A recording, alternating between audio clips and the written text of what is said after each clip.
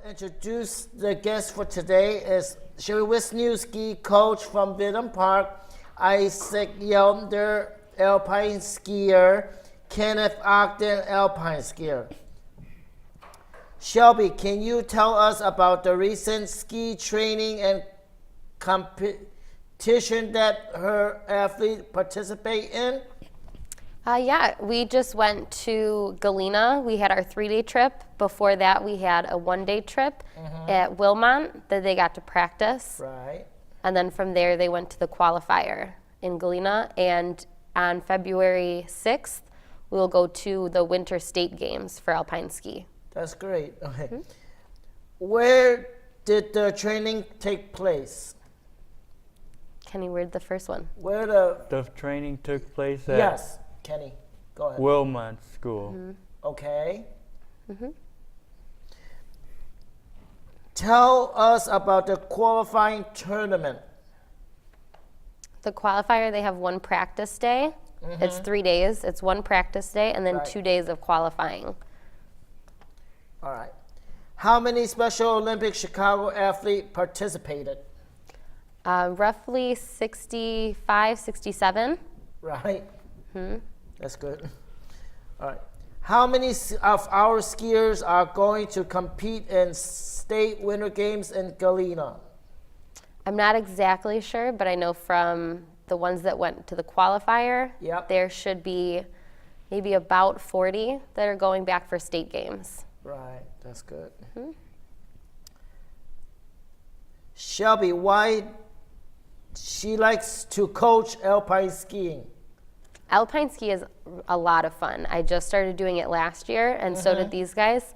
And it is a lot of fun to do and to watch them compete in. All right. Shelby, why you think alpine skiing is is a good sport for your Special Olympics athletes? That's good. I liked, it's something new for them to try. It was something that we don't do a lot. And it gets them to have control over their body. They get a better idea of how to move. Right. Shelby, what an athlete needs to compete in this sport? Oh, the basic skills, actually, Kenny and Isaac can tell you our basic skills. Go ahead. Isaac, go ahead. The basically that other skis do fall, get up, and talk in And stand. and stands. Yep, you're going to fall down and Fall stand down up. and stand up. And Good. All right. If they can do some demonstration, do it now, then move on with more talk. Demonstrating more if it's fit into the segment. Sure. Can you demonstrate how do you ski? Yep. Let's stand up. You guys? Or Tell him. Okay, step 1, the steps Right. until to the bottom. right. Yeah. Thank Good job. you. Good job. thank Good you. job, you guys. Thank you. You're welcome. All right. Ask Kenneth and Isaac to tell us about the training and the tournament. Kenneth, what do you think to do to train for alpine skiing? What do you have to do to train for alpine skiing? Well, you have to Go ahead. go. Go to, ahead. Go. You had to go to a training to do it. Like first, you had to learn how to position yourself. Then you had to learn how to get up after Right. falling. Excuse me. Then you got to learn how to go at average speed, not too fast and not too slow. Like learn how to get control when Right. you're going down the That's good. hill. All right. What kind of warm-up exercise is good to keep you in shape and ready to ski? Okay, Isaac, go ahead. Other skis at the jump out jump out the wave. The Ski down. The ski down the other park. We do our ski practice. the other skis called the werewolf. What? Yeah, the wiggle. You got to Or wiggle down the hill. Wiggle down the hills. Like this. Good. That's good. Isaac, how long have you been doing this sport? How long? About 2 years. That's good. Was it hard to learn? Any one of you guys answering me? Go ahead, Kenny. Go ahead, Ken. It was like Sorry. it was like a Got it. normal level of learning, like not too easy and not too hard. Oh, that's great. Like middle. That's good. Is it hard to get on your equipment? Any of you guys answer? Kenneth, go ahead. You require strength to put on the boots, Right. so it's hard to put them Okay. on. That's good. Unless if you have strength, like to struggle to put on the shoes and tighten the things. Good. Isaac, was it hard putting the skis on? Yeah, putting the boots on this. Yeah, Putting the boots on is hard putting Yeah. the boots on the hardest sometimes. All right. sometimes. And I say strapping them is hard, but Oh, putting them on is easy, but strapping them down is hard. The Yep. boot. all right. Yeah. Okay. Ask Shelby to talk about the skills needed for this sports. Shelby, what are the athletes judged on? There's ahead. poles set up going down the hill. Yep. And you have to get around each pole. Yeah. And they're also scored on their times, how long it takes to get down. Okay. What might disqualify an athlete?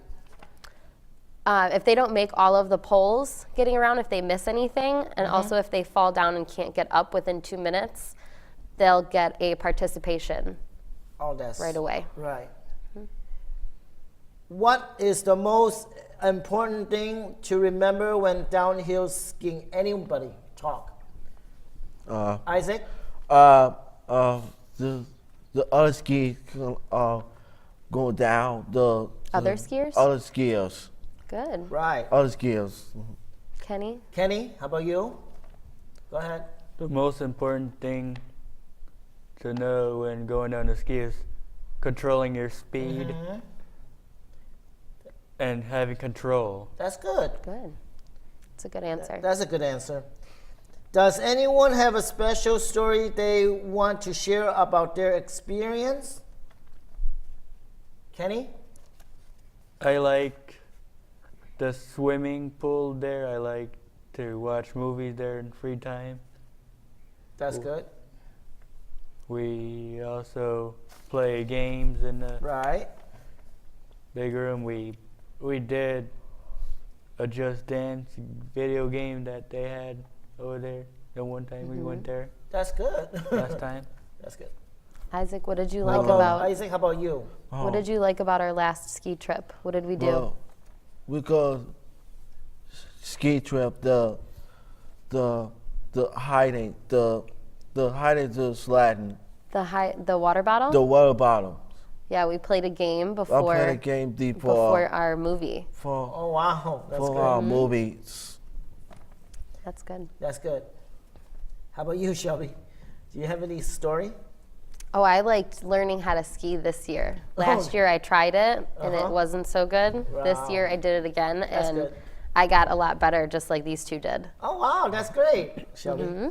I would like to thank Coach Shelby and her athletes Kenneth and Isaac for appearing to our show today and sharing their alpine skiing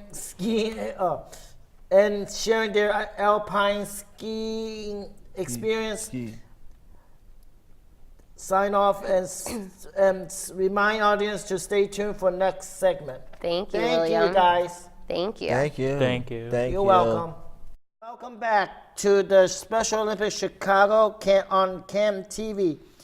I would like to introduce our guest today, MC Antil, Special Olympics volunteer, Chicago-based writer, baseball junkie, salsa pop culture omnivore, and a man who has managed over his lifetime to hold a number of successful day jobs which have been made possible for him to pursue his dreams. Welcome, MC. Thank you, Will. It's great to be here.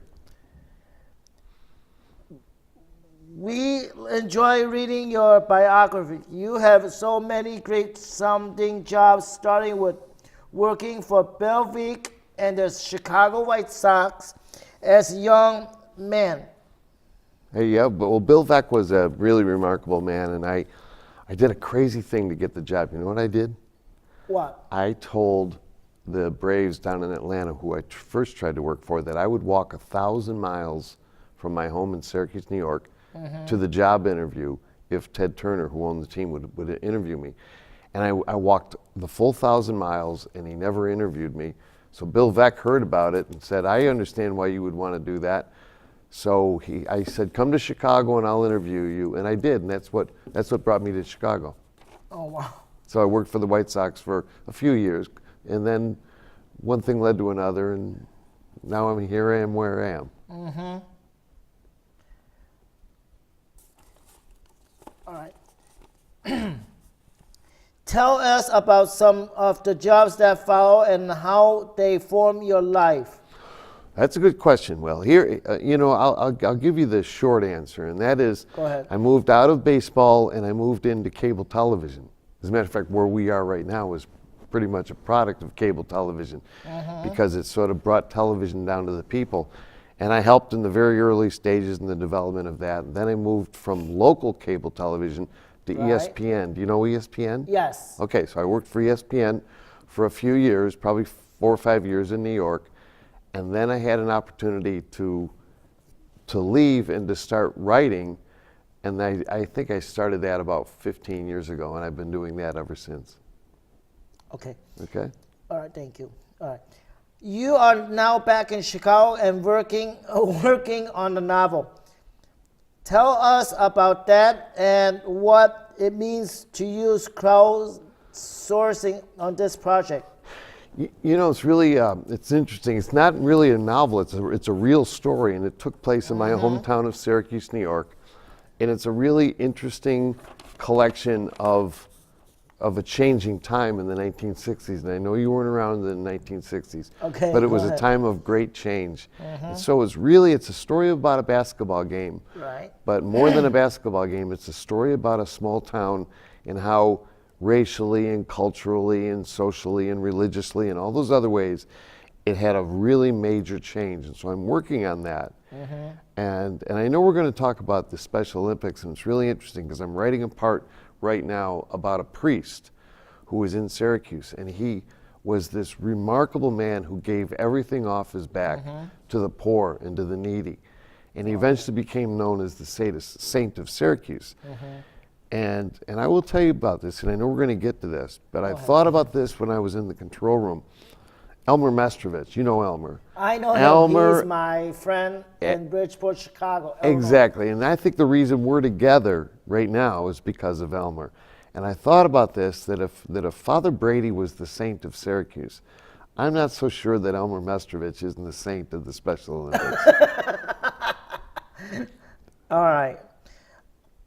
One will be able to read your book. You know, you can actually read my book right now because I'm writing about real people. What I've decided to do is put it online. And so every time I get a chapter done, I put it on a website that I've started for the book. And the name of the book is called Floor Burns. You know how when you dive on the floor when you're playing basketball and you get a burn or you get a bruise? Yeah. That's called a floor burn. And that was the style of play in this league that I'm writing about. So floorburnsbook.com is the name of the domain name, so you can actually go there and read it as I'm writing it, and it's up there. I think I have 13 or 14 chapters up right now. Oh, wow. I'm going to get a copy of your book. Well, when I get it printed, I'll give you an autographed copy. How's that, Will? Thank you. Thank you. It looked like you have always been interested in sports. How do you rate Special Olympic sports experience? You know what's really interesting about that? You mentioned baseball, and I used to be a huge sports fan, and probably too much so. But as I've gotten older, I've gotten away from sports as anything more other than just, there's baseball, which is a religion in my book, the reason I love Special Olympics, and I really mean this seriously, Yep. is that it's competition at its purest. It's not about any of the other stuff. It's not about fame. It's not about winning or losing. It's really, truly about the spirit of competition. And that's why it's so special. And the very first time that I went to volunteer at the Special Olympics, like a lot of people, I'm sure I went thinking, well, I'm giving of myself, right? After about 2 hours there, I realized I was getting so much more than I was giving. Right. And it was a really special experience. Okay. What brought you to Special Olympics? Well, I mentioned the saint of Special Olympics. Elmer was the guy that he and I walk in the morning sometimes to get our old. No, you're doing fine, Will. Right, But to get our old man exercise, we walk in the morning with some friends down at Sox Park.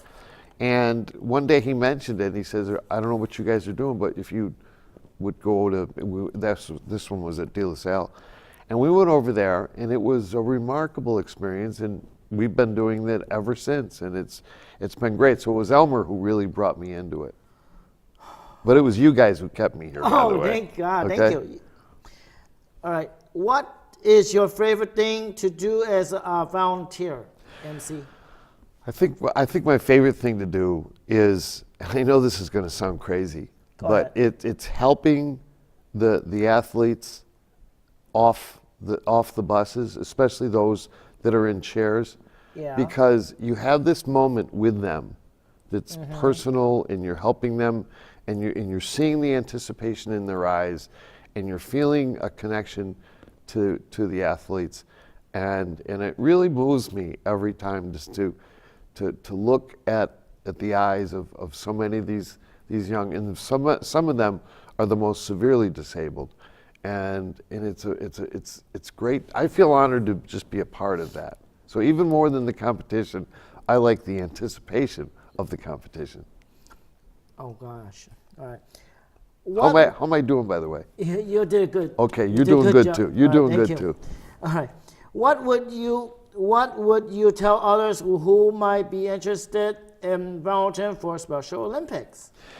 You know what I would say. And this is going to sound very high-minded, but we live in an era, Will, where everything is transactional. Everybody wants to know what's in it for me. And I will tell you that this is one of those things where you just go, just trust me, just do it. You will get far more back than you ever give of yourself. And so I would say to anybody that if you're confused about who you are and what matters and what's important in your life, if you're sad, if you're depressed, Right. if you have money problems, if you got whatever, go to a Special Olympics. Go to somebody involved in Special Olympics. Volunteer. What you get out of it will be infinitely more Right. profound than what you put into it. All right. Thank you. Thanks, MC, for volunteering. There is still time to register for Polar Plunge. The polar plunge? Yes. I'll tell you what. If Go you ahead. do the polar plunge, I'll do the polar I plunge. am doing the Oh, polar you plunge. are? Well, I Yes. got to rethink my answer. No, but thank you. I'll give the polar plunge some thought, okay? Yeah, that's fine. All right. All right. Thanks, MC, for sharing your story, and stay tuned for the sports report. Hello, my name is Kwame Allen. Welcome to the Special Olympics Chicago CANTV Sports Excitement. Welcome to February. Congratulations to all of athletes and coaches who played in 14 defensive Special Olympics Chicago basketball tournament during the month of January. The gold medal winner will go on to play in the state games in March. In addition to basketball, our athletes and coaches participated in a gymnastic camp and competition at Broadway Armory. And as you learn from our guest today, our athletes attend alpine skiing qualifier Chestnut Mountain in January. The gold medal winner from that competition will compete in state winter games in Galena, February 6th through 8th. In addition to the state winter games, our athletes will participate in the developmental swim program meet on February 13th. CBS soccer competed will be held on the 16th, 15th, 16th, and 21st of February in Chicago indoor sports. Mark your calendar to come to our powerlifting event on February 24th at Crest Motorsport.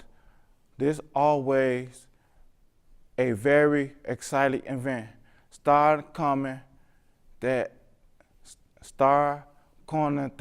brisket and make plans with a friend to come out and celebrate Special Olympics at the Southside Iris Parade.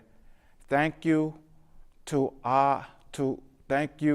the parade committee for naming the Special Olympics Chicago Grand Marshal of the 2018 parade in the honor of our 50th anniversary, born in Chicago at Soldier Field on July 20th, 1968, and still going strong. Special Olympics Chicago served more than 6,000 athletes with disabled. Please join us on March 11, 2018 to honor our athletes and all who make the program possible. That is our sports report. Come out and see us on the field. There is still time.